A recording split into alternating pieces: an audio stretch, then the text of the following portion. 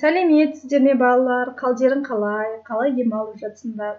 Көктемгі демалысты қалай өткізіп жатсыңдар? Қандай бос уақыттарында немен айналысып жатсыңдар?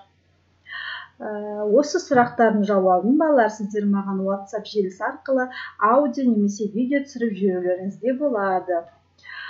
Балалар, біздің елімізде төтенше жағдайға байланысты карантин жарияланғанын білесіздер. Ең бастысы сол себептен біз балалар 4-ші тоқсанды қашықтықтан оқимыз. Бүгінгі тәрбие сағатымыз осы қашықтықтан оқытуды қалай ұйымдастырамыз, соған байланысты балалар.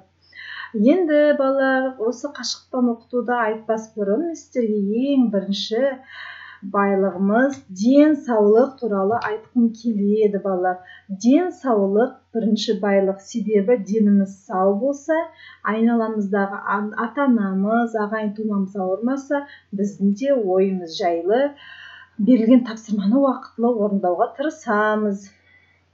Сол себептен балалар, денсаулықты қалай қорғаймыз? Сіздерден қазіргі уақытта теледидардан да, ақпараттардан да барлық жерден сіздерге ақпарат беріп жатыр. Далаға шыққанда маска кию, қолымызды міндетті түрде жуып жүру, сыртта келгенде жуып жүру. Бөгде адамдармен көп араласпау, үйден шықпау, өз-өзімізді қорғауымыз керек. Осылай ғана біз қорғай аламыз балалар. Себебі бұл көрінбейтін вирус, қай уақытта, қай жерде, ол қазір ауада жүрсе де біз оны білмейміз. Сол себептен одан қорғанудың бір ғана жолы, көрінбейтін жауға көрінбеуіміз керек бізде.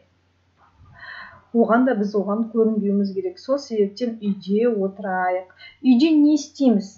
Үйде әрине балалар, бос уақытымызда шахмат ойнауға болады, жазуымызды түзуге болады, кино көруге болады, мультфильм қарауға болады, кітап оқуға болады, тігін тігуге болады, сурет салуға болады, қима қағаздарды қиюға болады.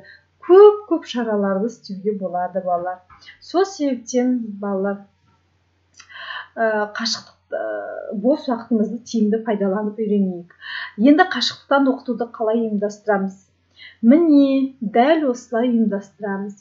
Алдағы уақытта мен сіздерге осындай видео сабақтар түсіретін боламын. Ертең мен магнитті тақтам бар, магнитті тақтаға тапсырмаларды түсіндіремін, қалай орындалу керек екенін барлығын айтып түсіндіремін.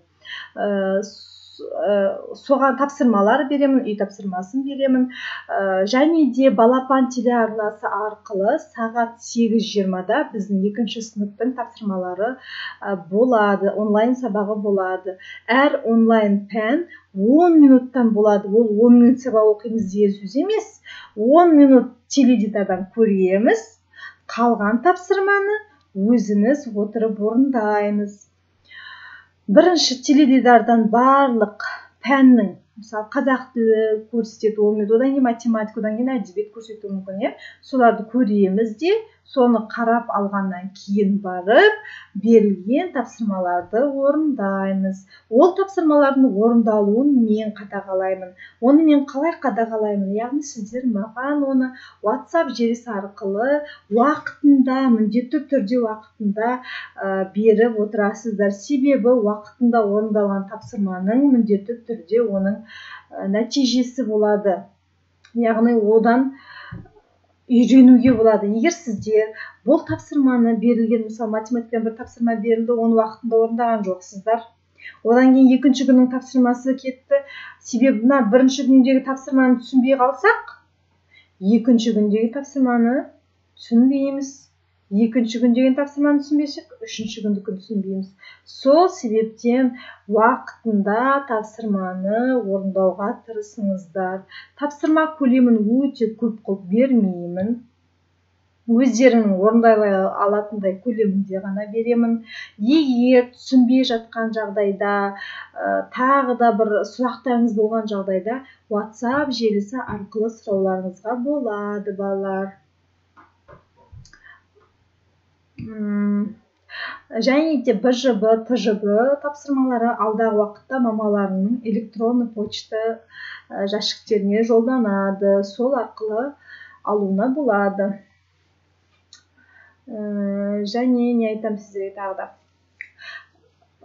тағы да қашықтық оқытуға байланысты сұрақтарыңыз болса, түсінбей жүрген уақыттарыңыз болса, онда маған WhatsApp арқылы хабарлап айтуларыңызға болады, сұрақтарыңызды қоюыңызға болады.